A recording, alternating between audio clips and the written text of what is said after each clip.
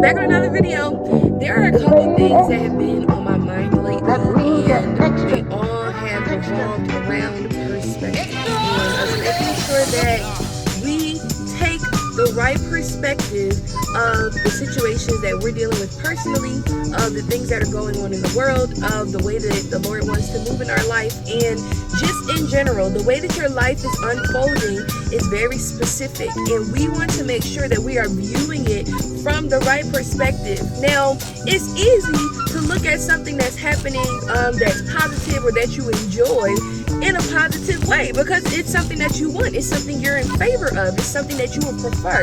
But when things start to go wrong in our eyes, or when things become more difficult than we expected, when it requires a different level from us than what we were willing to initially give, that's when our perspective is important, and that's when it's going to be important for us to make sure that we are guarding not just the way we're looking at a thing, but how we're speaking about it. There is a whole scripture that says, out of the abundance of the heart, the mouth speaks. And we don't often consider that by the time something has left from our lips, we've already been meditating on it in our hearts. What does this dynamic look like? If I find myself gossiping about someone, that's because already in my heart, I formed an opinion about who that person was, and now it's just coming out through my words. But we don't want to, and I use that as an example because that's something that we can understand. But even when it comes to situations that are happening in our lives, we do not want to posture ourselves as an opponent to purpose.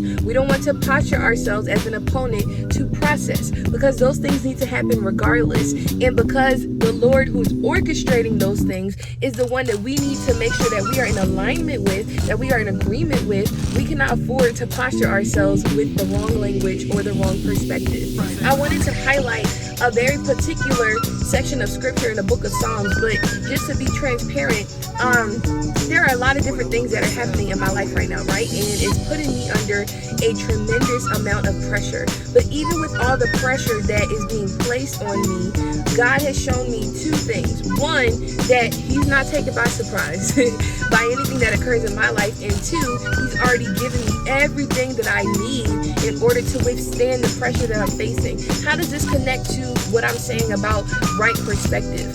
A lot of the things that I'm able to bear up under now, and a lot of the ways that I'm able to respond to the pressure that's being placed on my life now, is because I learned how to deal with pressure as I was being delivered. I learned how to deal with pressure when I was in less than favorable circumstances. So now that I'm literally walking step by step in hand with the Lord, the pressure that I'm facing, though it is still great, and though it still has a potential to crush me if I don't respond right, I know how to respond now because the Lord took me through a season of discipline. He took me through a season of rigorous submission and just cultivating an understanding that now that I have that understanding, it's showing me how to respond right. It's showing me how to guard my mouth. It's showing me how to make sure I take the proper perspective of things. How do we end up taking the proper perspective of the things that we are facing, or just the way that our life is unfolding? By meditating on the Word of God. The Word of God has transformative power.